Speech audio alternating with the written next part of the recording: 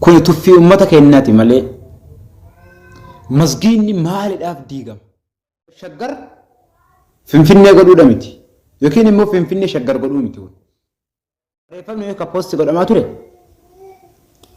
tuulama keessaa masgiinni jiru sirumayyuu akka uuminaan bindu. Kana maal nama galche? Waa'ee kanaa maal gocha keessa galan?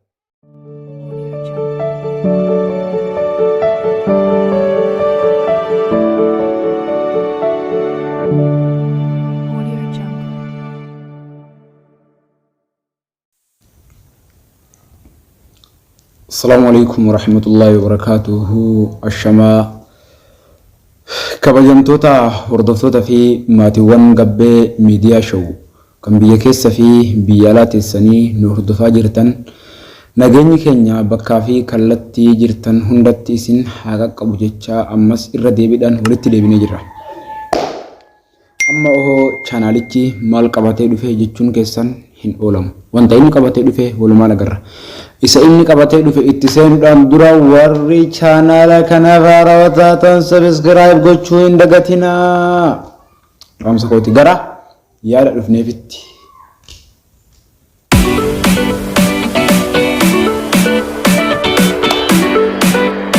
Okay. Kolfuu fi bakki itti kolfinu hin jiru. Rafuufis cinaachi fayyaa hin qabu. Tazanana ofis baka qaamni keenya guutuun fayyaa hin qabu. Qaama keenya guututu miira keenya guututu tuqamaa jira, jeeqamaa jira, qeeqamaa jira waan ta'eef innis maal waa'ee quba qabdan jedhee yaada.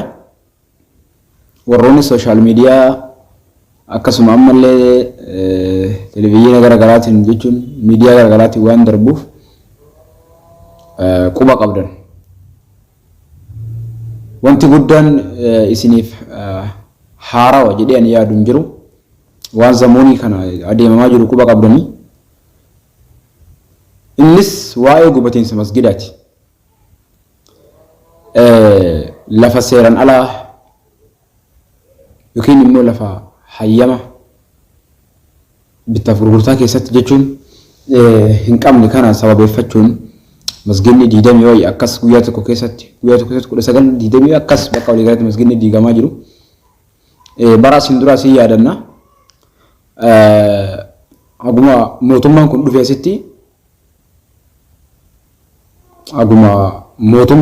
asitti masginni meeqa akka diigame quba qabdan jedhee yaada. Waggaa tokko keessatti masgida 30 akkas diigame. Masgida 30 kana yeroo inni diigamutti kun yeroo takka lama akkas diigamu nuti maal jechaa turre yeroo sanatti yaadanna siyaasa diinni uummata keenya mo'uudhaaf yookiin ammoo uummata keenya waliin dha'uudhaaf fayyadamaa jiru jennee ibsaa turre. Akkasitti fudhannee jechuudha. Bullee yommuu nuti ammoo turree jennutti baay'ataa deeme sirrimatti dhugaa akka badaa baay'ataa deeme. Eegasi ammoo maalummaan diigameessa isaa kun nuu gale. Ammallee haa fakkeessanii malee isaan maqaa siyaasaa kana yookiin immoo diinaatu akkana godhee minaamin jedhanii haa fakkeessanii malee kana dhugaa dubbachuudhaaf warra biyya hoogganutu harka keessaa qaba. Namni ummaa masgida diigaa jiru warra biyya warra waa hoogganna jedhee maqaa hooggansaatiin uummata dura taa'aa jiru kana. Masginni bar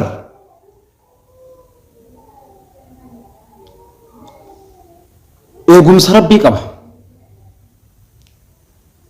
Qura'aan rabbii hadiisni rasuulaa salawwaatullaahi wa salaamu rabbii alayhi eegumsa qaba, eeydoo qaba. Eeydoon isaa rabbi namni tokko waa gochuu hin danda'u. Garuu kun tuffii uummata keenyaati malee masgiinni maaliidhaaf diigama? Diigamuun masgiidaa maa barbaachise? Eshi bataskaanatu achi biraa dhabame dhiifama naa godha ammoo warri amantii biraa. Ani amantii keessan tuquu dhaaf osoo hin taane yaada kiyya ibsachaa jira amantii tuqoo osoo hin taane jechuudha. Maaliidhaaf bataskaanatu achi biraa dhabamee masgiida qofa diigamu? Bataskaana qofa diiganii masgiida dhiisanii uummata gara garaa walitti burjaajessuudhaaf himu. Moo uummata kana tuffii uummata kanaati na fakkaate. Kuni shakkii takkan qabu tuffii uummata keenyaati. Dhugaan jirtu uummata tana dhugaan fudhadha. Tuffiidha kuni. Kuni uumaa shaggar Finfinnee godhuudha miti. Yookiin immoo Finfinnee shaggar godhuu miti kun. Achi keessatti waan asiin dura dhaadataa turan haaloo bahataa jiran. Dhugaan jirtu tana liqimsa. Namichattiin tun immoo nutti gaggamte. Ummata muslimaatti gaggaman iyyaadhattan ammoo waa waggaa 2 dura ta'ame.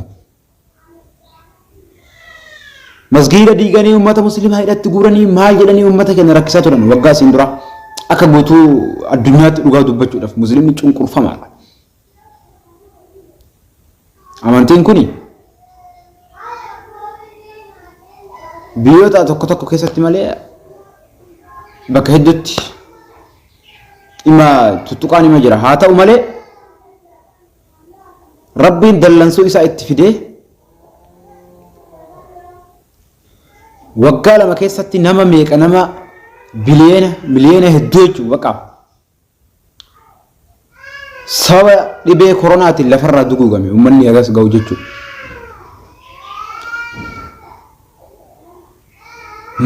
Dhibeen kun kan dhufeef dhugaa dubbachuudhaaf zulmii dachee tana sababa zulmii dachee tana irratti ta'amuutiin dhufe dhibeen kun. Rabbiin uummata tokko yoo laakuu fedhe dhugaa dubbachuudhaaf balaan tokko yoo dhufu uummata nagayaatii fi uummata nama balaa san dalageef kan nagayaa illee walitti wanni ta'a jechuudha. Hin beektan jedhee yaada. Namni kana beeku sila amantii kana maa tuqanii maa rabbashanii yeroo hunda tuttuqaan kun maanurraa hin dhaabbanne. Hayyee haa tuqan rakkoon qabu amantiin rabbi qaba masginni rabbi qaba ka rabbiiti nu keessatti sagannee nu keessatti isaaf ajaja isaa guutuudhaan keessatti saganna malee sun rakkoon qabu. Warroonni miidiyaa dharaa miidiyaa Facebook TV yookiin immoo social media kana irratti wanni intarneetii gad ooftan Facebook akkasuma TikTok irratti wanna intaani haasaanoo maayin kunniin fakkeenyaaf barreeffamni akka post godhamaa ture tuulama keessaa masginni jiru firumaayyuu akka uminaan bin jira kana maal nama galche waa'ee kana maal gocha keessa galan jibbaan hin jire jechuudha.